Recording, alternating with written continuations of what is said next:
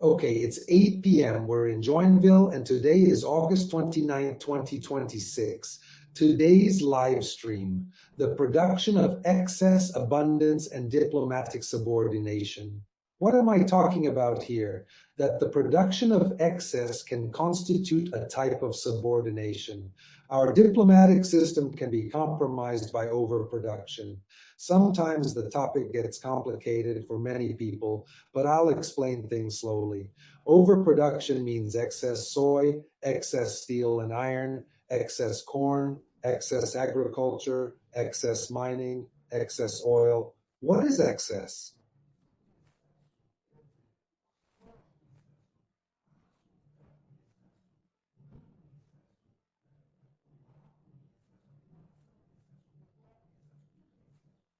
It's producing more than our needs in the country or in Latin America.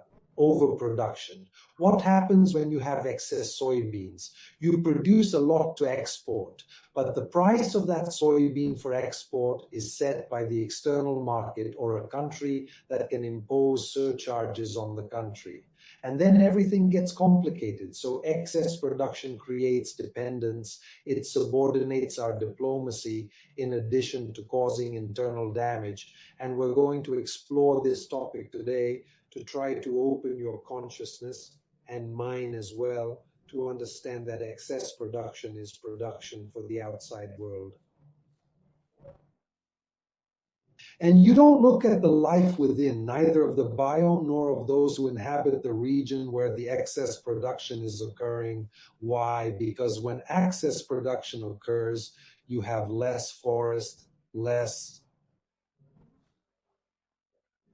fewer cicadas, fewer bees, less clean water. It's astonishing. Excessive production pollutes rivers, causes deforestation, and doesn't provide sustainability in the biome where the production was implemented.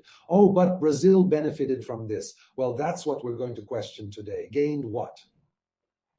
Who benefited? Who was the winner? Who breathes better after the excesses? In that region where the excess was exploited, extracted, who in the region, which biome benefited, which person living in the region has better air, better water, a better climate? Do you understand? And that's it. That's our talk today. Latin America has a very big problem because it started by producing excess, and more excess. And it started to have this thing of this money from the excesses, this dependence on other countries accepting our excesses or us trading and entering as if it were a process within our GDP. GDP is increasing because what we need is not a GDP as it is, but a GDP of well-being, of personal benefit, of belonging for the population.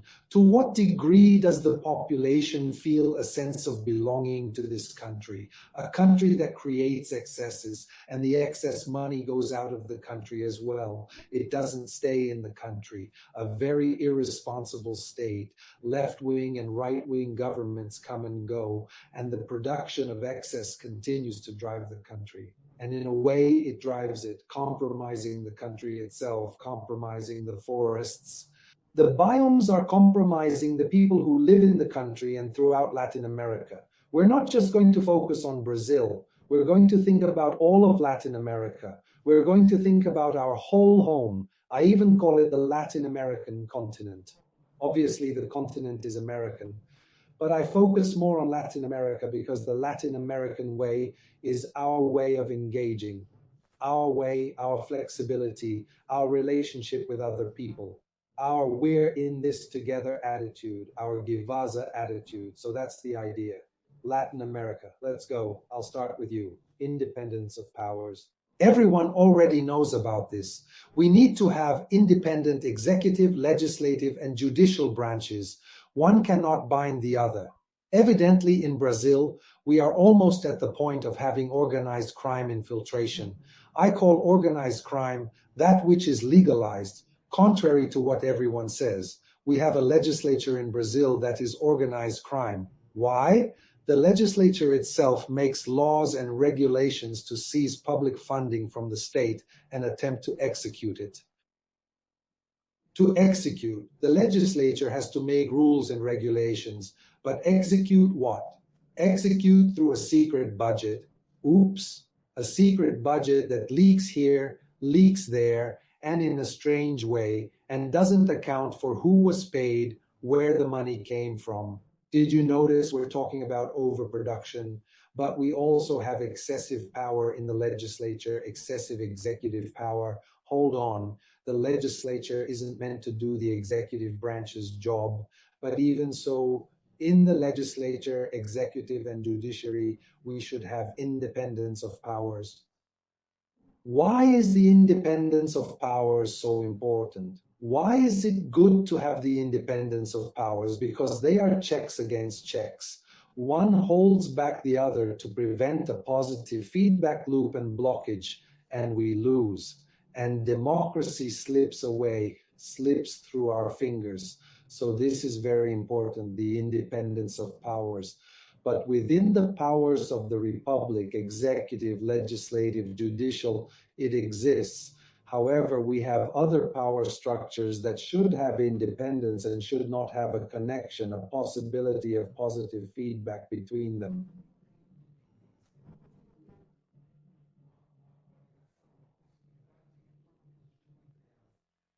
These include science, politics, religion, the financial market, the media, and digital platforms. If a digital platform is promoting a news story because it has a lot of money from the financial market and the religious system, religiosity begins to give moral approval to this structure, creating a positive feedback loop between powers and the population.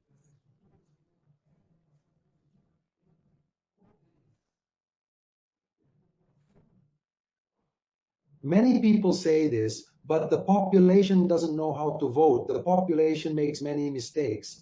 The population is held hostage because if the media is controlled by people who already control the financial market, the population is adrift because it will receive communication and the way of communication through digital networks and through the very flow of information, television, newspapers, information that comes from the financial sector, information that a financial institution, say Rede Globo, another TV station, Estado de São Paulo, newspapers, these media outlets can be and make a lot of money from the business people who produce them.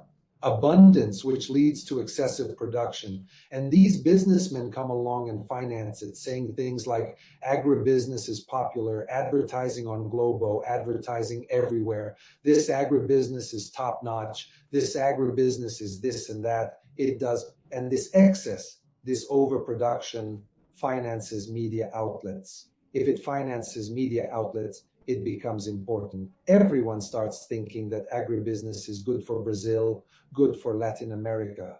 Agribusiness is necessary as long as it produces what we need to feed ourselves and eat. Excess production becomes a very important social bargaining chip, an international bargaining chip. For example, Trump has now defined how to impose extra taxes, and more extra taxes on our production.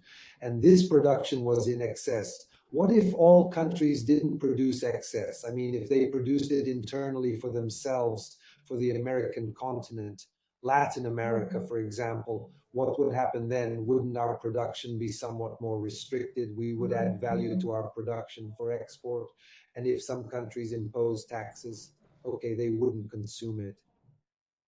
Okay, Jackson, but this is complicated. How will the money circulate? This is important. The money needs to circulate. There was a governor, I think it was from Paraná. He said, look, there was a record harvest in Paraná and all the money went away. It's no longer in Brazil. Wait a minute. Why the overproduction? If the money from overproduction disappears, why the overproduction? What's happening with these excesses? And when it doesn't sell, the government steps in. Could it be that there's already a positive feedback loop from the overproduction with the big bosses, the powerful figures of excess within the government itself, with tax exemptions, tariffs, and extremely low interest rates?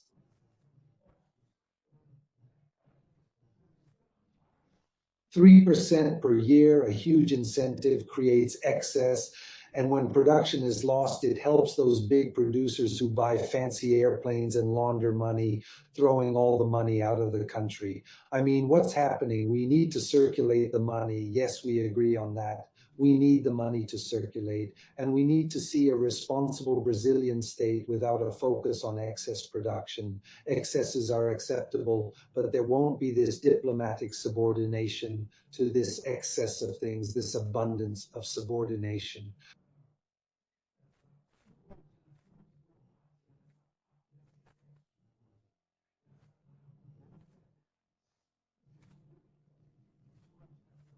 You have a surplus of soybeans, and now you're subordinated depending on the international price or even the price of oil, whatever it may be. We have to control and have the necessary production for our interests. And I'll speak Latin American. I want to bring together all the Latin American countries and start working on the interests of Latin America. During the COVID pandemic, there was a shortage of PPE, masks, and many other things. Why? Oh, this production is done by the country and China that produced this product. And did we lose our sovereignty? Because then we're left waiting in line to buy what's urgently needed. So there are things that the country will need to produce that aren't excess, there's sovereignty. And that's the idea. And our idea of excess production has been greatly tainted because those who overproduce buy the means of communication if they aren't the owners of the media themselves. But also, those who overproduce finance the political structures to place deputies, senators, and governors and change laws and even increase their secret events, laws that enable and facilitate money laundering, among other things. No, PICs cannot happen. No, TRECs cannot happen. Money laundering abroad from the production of excesses. So we are in a country where we can reverse this a little and improve, but how are we going to generate money if we don't have these excesses? First, production. The problem with producing isn't the production of excess itself. It's producing and damaging the internal metabolism. You understand? You can even produce a lot of things, but when you produce that quantity of soybean salt or wheat or even ore, the exploitation of the ore and that whole region that had forest, this forest that purified the air, this forest that provided water, this forest had enormous biodiversity. It's deforested, it's been destroyed. So the water that this forest provided, the carbon that this forest retained, the air that it purified, is this productivity worth zero? Is the productivity of the standing forest worth zero? It's not worth zero, but the state is irresponsible. Why are you responsible? Whoever deforests and says they produce the excess then needs the state's intervention to try to sell it. And when they sell it, does the money leak out of the country? Usually. Or does it come in the form of small planes going here and there? In large apartments in some places? Doesn't it go to the population where the excess production occurred? We have a problem. The forest was there in a region. Now it's become a large green desert of sun. Oh, how beautiful. Oh, progress. Okay, the amount of water that is not being generated, the amount of carbon that is not being retained, the amount of air that is not being filtered has to be accounted for. And more, what if that place had the native forest, the original forest, the amount of water that is being generated, the amount of air that is being filtered, the amount of carbon that is being retained? The forest should generate financial resources, credits, and carbon. For whom? For those who live in the forest for the benefit of the biome itself, and not so that this money goes and leaks to Switzerland and leaks to another place. Because the big landowner of half of Brazil will take the money and the credits. No, either you live on the land or you won't have these credits, this money. And the money is being generated with Marta standing, democratic.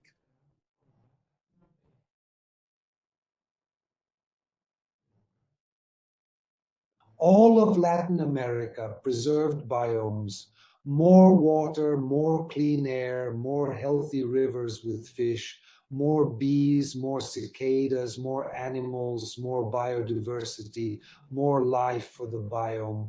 And without all this blah, blah, blah that says here it's about money, it's about progress, deforestation, pollution, and more deforestation and pollution. We have a way to change this, but we need the money to circulate.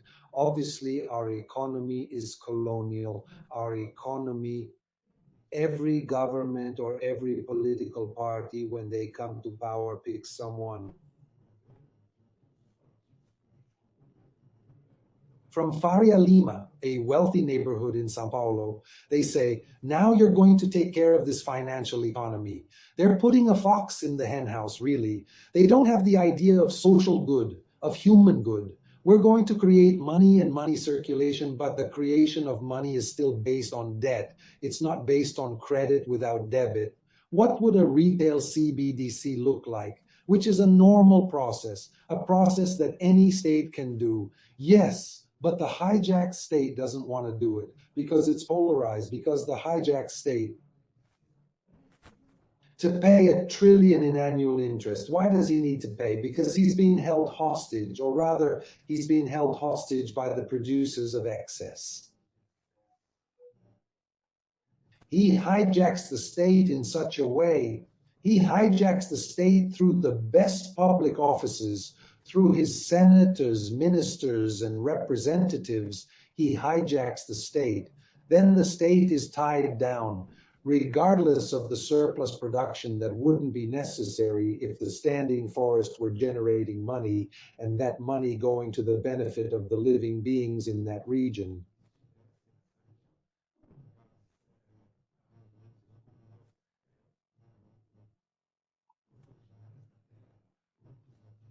Villages, the money returning to those communities, generating value, allowing each one to have their own world, their own diversity, their own way of being and living in that environment, and the productivity of the standing forest. Look what I'm telling you, productivity from standing forest, filtered air, clean water, biodiversity, carbon sequestration, that's productivity. So someone who went there and deforested to plant soy, or deforested just to increase the value of the property and be able to sell it for more, or deforested because some big boss deforests there, burns there, then you sell to so and so sells it 5 or 6 times, and then the big guy shows up and we're going to raise cattle. To avoid excessive productivity, and this excessive productivity comes from very wealthy people. Who elected the mayor? Who elected the city councilors? Notice we have a positive feedback loop. This positive feedback loop undermines democracy. Someone who elects the executive branch in a region. The executive branch has a great deal of influence in carrying out operations in those regions. Mayors and city councilors have the legislative power to facilitate laws and regulations so that this person who engages in excessive production doesn't leave any margin for harming the river, and even then, taxes are lowered.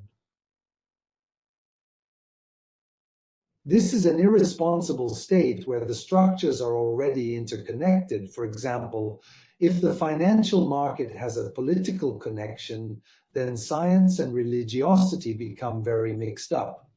Look at previous elections when you see that religious polarization led to, let's vote for this candidate. And then you see that the financial market, or even Faria Lima itself, wanted this candidate that the religious sector was already advocating for. So in doing this, Faria Lima itself uses the social media channels of the media. Communication has influence. Let them have that influence and use that kind of propaganda for their campaigns. There's no need to talk about the candidate's projects. Just badmouth the other one, badmouth the other one. And suddenly they use that to appear utopian, to set the agenda.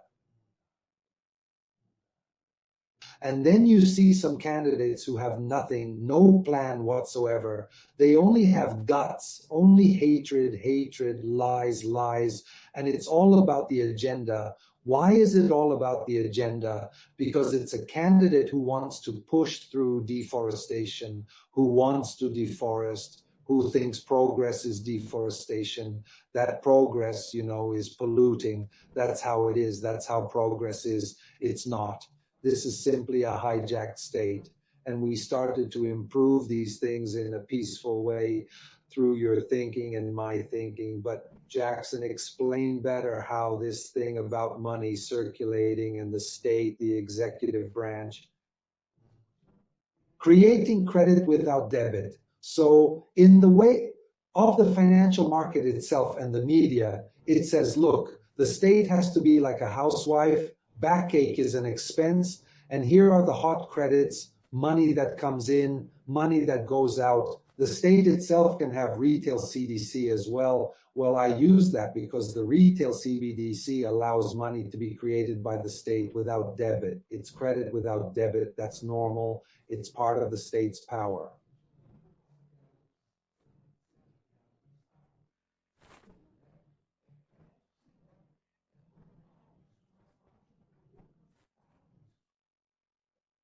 But the producers of excess won't let it happen. The producers of excess who control deputies and senators won't let it happen. Parties won't let it happen. Left-wing and right-wing parties won't let it happen. Why won't they? Because they win. Because they want to maintain this policy of difference with each other.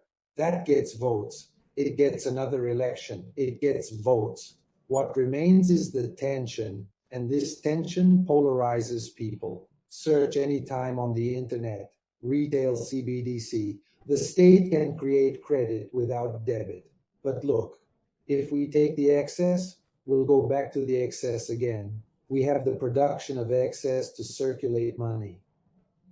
Hold on a minute. What if standing forests could generate money? That would change things. What if all our soybean production, which is necessary for soybeans, bananas, wheat, agriculture, and mining, were necessary for production, necessary for agriculture and mining? But what if we took our mining, our agriculture, our productivity, and added value, added services, added clean, green industrialization on top of that, and increased the price, and more, the standing forest generating money? For whom? For those who live in the forest, for the biome itself, for the benefit of the biome's own structure. The country would become more red. Latin America and Cerro Pulchense. Artificial technology that would help the local people today, iron mining. You go there and mine the iron, you pay taxes, you do the planting, you should pay taxes, but social media, which is a great mining power, doesn't pay anything because Congress doesn't want it, because Congress is paid by the social media itself and doesn't allow regulations to happen on social media. And then some friends and good people look at freedom of expression. Social media can't be regulated. It's not freedom of expression, it's monetization, it's destruction of democracy, it's linking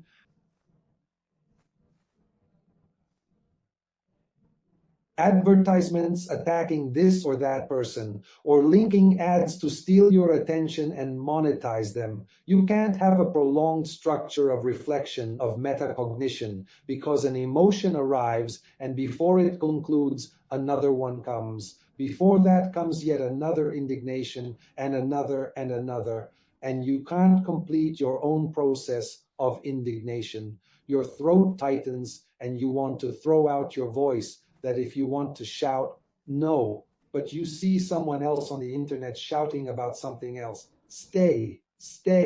Pay attention to the increase in your body that is about to break. Why? Because social media only wants your time and attention. And the responsible state should regulate the social network. Oh no, Congress is in cahoots with social media. They don't want freedom of expression regulated. That's a lie. It's simply this money circulating improperly, going to social media processes, feeding our own legislature and becoming entrenched, becoming powerful. The money goes there, feeds these people through social media, and the systems start to be discussed in a feedback loop, in a positive reinforcement. There's no independence of powers. Jackson, you said that. Do you have any proof of that?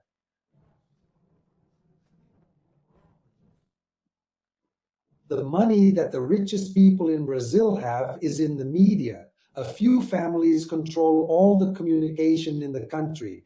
This creates positive feedback, and this leverage in the media, combined with some religion, with Faria Lima, a major financial market in Brazil. You already have enormous inertia, and you also commission some scientific work, thus giving credibility to the commissioned scientific work, while the state irresponsibly watches and the state structures are there trying to survive.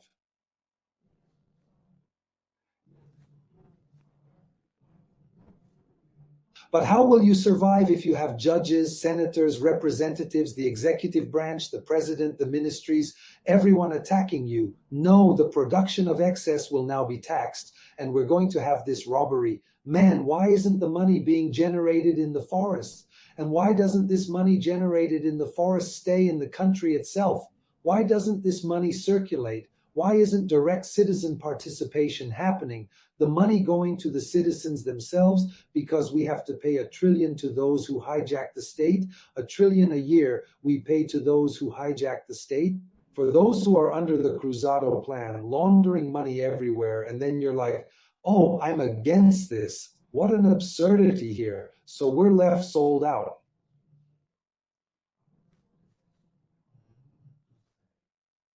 And at some point, everyone will figure this out.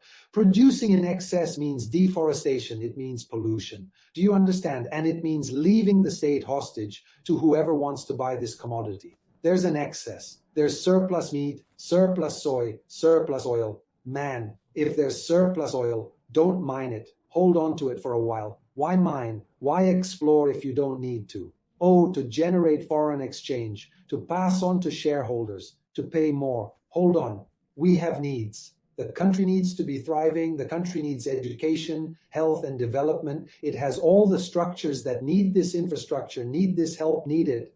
This sense of belonging to the population as a whole, and not for a few to win, all together so that everyone wins. Do you understand? And the production of excess is a way to control the state, to control mayors and councillors, because whoever produces in excess will change some laws, rules, and regulations to facilitate the flow of this excess. They will build ports, roads, they will need more electricity, they will take water, they will pollute it, they will dump polluted water to flow down the river, there will be a water shortage in the region, or climate emergencies will increase because of it. Excess production is a problem, and there's no point in trying to defend agriculture or mining. It's pointless. We have to tax this, we have to recover our biomes, and we have to tax data mining. When the algorithm comes and mines my data, your data, and doesn't pay the state. Oh, but I signed the letter that said I didn't have to pay. Keep signing. The issue is the city hall, the municipality that has to speak up. My citizen, even if this population signs, the data generated by this population has to benefit the population. The data generated from minerals must be taxed and must bring benefits to the population. Educational benefits, digital education, improving society, the well-being of each individual, the relationship between people. People are desperately seeking money, but the state has paid $1 trillion. For those not seeking money, they are swimming in it. The state cannot create a retail CBDC and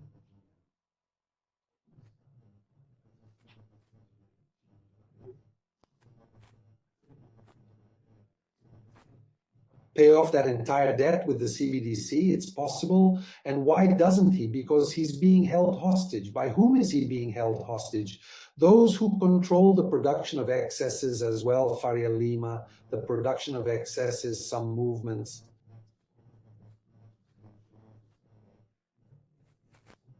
People People are getting involved and starting to have a positive influence from the media. Today, the media uses religion to ratify a moral issue or politicize a very moral issue. It uses science to show that this side is what it's all about, using it here, using it, and giving a positive response. The population receives it, the citizen will analyze it based on the data, who knows? So the population is neither intelligent nor stupid nor anything. The population looks at the data, judges the data, votes based on the data that reaches it. But the control of the media is already in the hands of 5 or 6 families. It's already resolved. It's already in the family. In that family that surely takes the lion's share of $1 trillion or more in interest. Does diplomacy defend both body and territory, or only the external buyer? Is our diplomacy only defending those who buy externally, or does it defend body and territory? This answer defines whether we are facing sovereign abundance or subordinate overabundance. If our diplomacy defends body and territory, that's one thing. If it only defends those who are buying, the external buyers of our productivity, that's another thing entirely. It's a loss of sovereignty, and that's the game. Be careful. Every time you hear about overproduction, know that overproduction is causing deforestation, killing, and pollution. We have to optimize this and do it for the benefit of the local population. Where did the soy come from? Where did the ore come from? Locally, not by taking the benefits and sending them to Switzerland or somewhere else. No, it's locally. Folks, that's what I wanted to leave you with. Beware of this nonsense about overproduction being good for the country and increasing GDP, because that's a lie. Big hug. See you next week.